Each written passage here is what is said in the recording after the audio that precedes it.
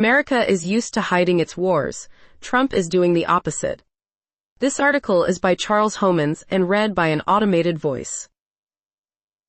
On April 1, 32 days after abruptly launching a wave of airstrikes on Iran, President Trump made his first formal White House address to the American people about the war. He offered no new information or clarity on his strategy or goals. It was mostly just Trump talking. But amid the familiar superlatives and tangents, there was a curiously specific digression. It's very important that we keep this conflict in perspective, Trump said. American involvement in World War I lasted 1 year, 7 months and 5 days. World War II lasted for 3 years, 8 months and 25 days. The Korean War lasted for 3 years, 1 month and 2 days. The Vietnam War lasted for 19 years, 5 months and 29 days. Iraq went on for 8 years, 8 months and 28 days. All of this was to say that 32 days was really not very long at all. What was most surprising about Trump's history lesson was its inference that wars were linear events with beginnings, middles, and endings. This was not the impression that a reasonable person would have gotten from the past several months of increasingly disjointed foreign adventures, the capture of Venezuela's president, an oil blockade, and intimations of regime change in Cuba, weeks of open deliberation over invading Greenland, and finally the Iran war.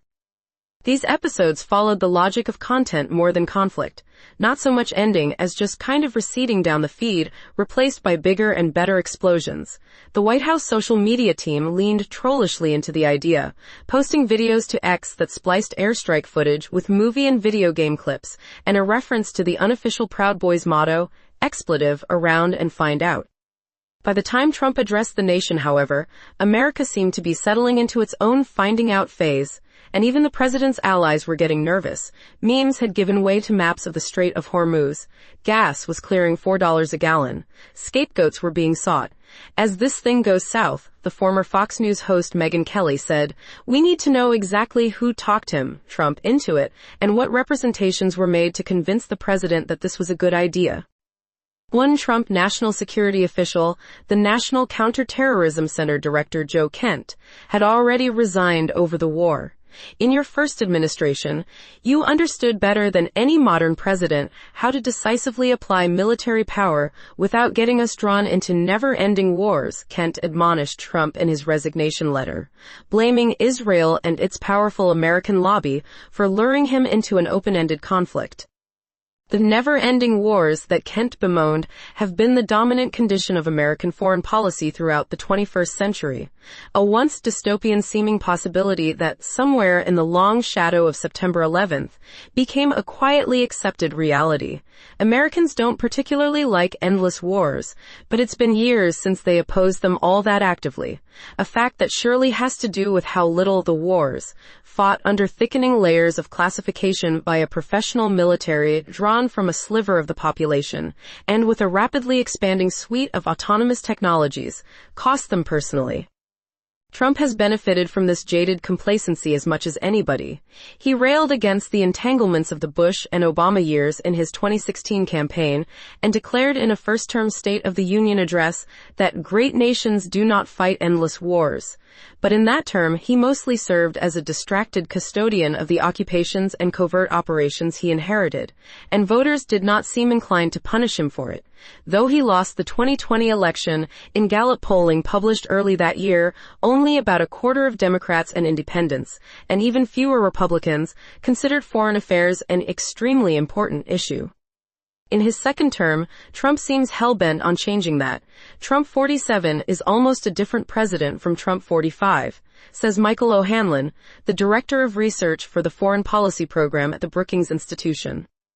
A leader who was once ambivalent at best about far-flung conflicts has, in the space of a few months, tried on several centuries' worth of American imperialist costumes. The unapologetic empire building of James Polk and James Monroe, the petro-political intrigues and Latin American chess games of Dwight D. Eisenhower's spooks, Donald Rumsfeld's fantasies about frictionless air wars, Trump's April 1st speech with its scattered musings about triumphs both real and imaginary did not suggest he planned to change course anytime soon. This president is, eternally, a break from American history and a logical culmination of it at the same time. On the one hand, his newfound adventurism would seem to run counter to the unspoken pact that Americans and their government have arrived at in the 21st century, in which the country's citizens agree to mostly ignore the open-ended and opaque military operations conducted in their name, as long as the government agrees not to ask them to sacrifice anything for them. On the other hand, the weightless vision of war-making that the Trump White House is presenting to the American people is an obvious product of this same recent history. The rise of the endless war. This nation is peaceful, but fierce when stirred to anger, George W. Bush said in his speech at the National Cathedral 3 days after the September 11th attacks. American history would beg to differ. The United States was actively involved in military conflicts at home or abroad for most years of the 19th and 20th centuries, and has remained so in the quarter century since Bush's speech. Public opinion of these wars has reflected less resolve than suggestibility. In his 2009 book, In Time of War, Adam J. Berinsky, an MIT political scientist, surveying 7 decades of public opinion data, found that while American support for wars was affected by major attacks on the country, Pearl Harbor, September 11th, it mostly followed the domestic ebb and flow of partisan and group-based political conflict. That is, it tracked politicians' fights about the wars more than the events of the wars themselves. This is understandable. Wars are complicated and for Americans almost always fought far away. The sacrifices they entail, even when they are painfully felt, are open to interpretation. But the fickleness of public opinion has provided obvious incentive for presidents who, since Franklin D. Roosevelt, have closely studied polling on their wars to withhold or shape information. This project proceeded steadily through America's post-war hegemony. Congress hasn't formally declared war since World War II. Heeding the lessons of Korea and Vietnam, presidents have gradually shifted the financing of wars toward borrowing and printing money, and away from a direct war tax, making it harder for voters to assess their cost. Richard Nixon ended the draft, corralling war's human losses within a small and increasingly demographically and culturally specific segment of the population. The War Powers Act of 1973, informed by Vietnam, was supposed to reassert Congress's authority to openly debate wars before beginning them. But with the arguable exception of George W. Bush, every president since Ronald Reagan has invaded or bombed a country without congressional approval. Sarah Krebs, a professor at Cornell University who has studied military financing, argues that these innovations have gradually undermined one of the most famous ideas in democratic theory. Advanced by Immanuel Kant in his 1795 essay, Toward Perpetual Peace, Kant argued that democratic states behave differently, and more judiciously, in their war-making than monarchies and oligarchies. Their governments are responsive to their citizens, Kant reasoned, and their citizens are responsive to the costs of war because they bear them. But what if the cost is hidden from them? From drone strikes to TikTok Spartanism. And what if the gravest costs are not borne by them at all? This question has become particularly urgent since the advent of armed drones, which, in their capacity to inflict death without risking it, have changed the elemental moral calculus assumed in warfare. A country that does not incur much human cost from its wars is a country that does not think much about them at all.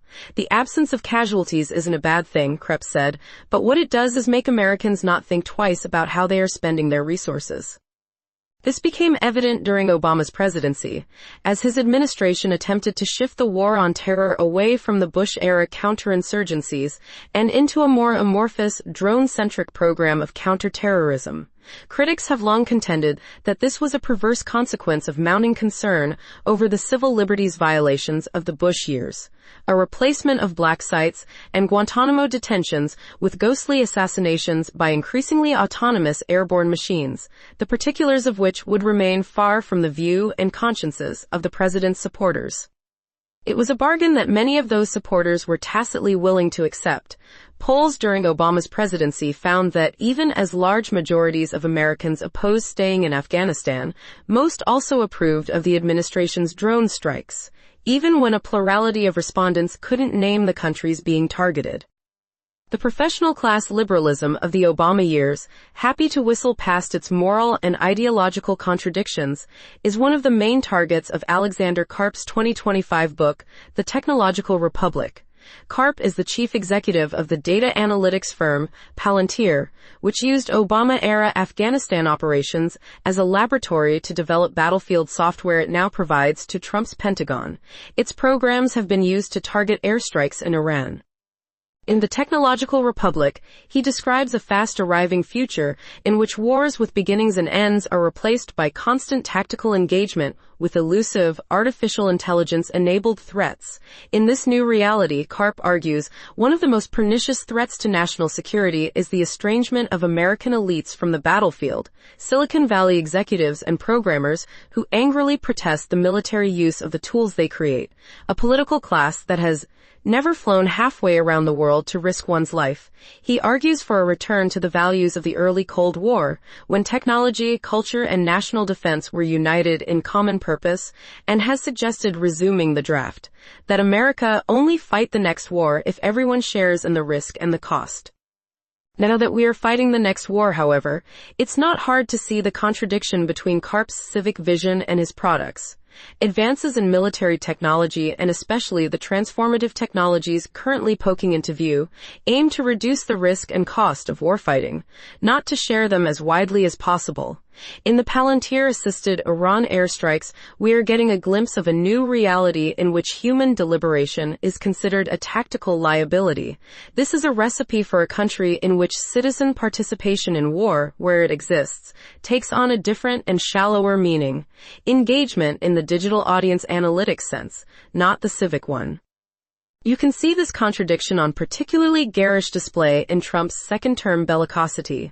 The administration's TikTok Spartanism, on a surface level, affirms Karp's vision. The White House's Iran content is an unapologetic brief for American hard power in a zero-sum world full of enemies, but it is a burlesque of the technologized warrior republic rather than a real enactment of it. The videos are possible only in a country that asks little from its people beyond their YouTube clicks, where the intellectual and moral muscles necessary to work through questions of war and peace disappeared into the couch a long time ago. It is another variation on a familiar decadence rather than a repudiation of it. Another reminder of how malleable the narrative of a nation is when it comes unmoored from reality. Once the links between citizen and conflict have been severed, you can tell yourself whatever story you want about who you are and what you are doing in the world.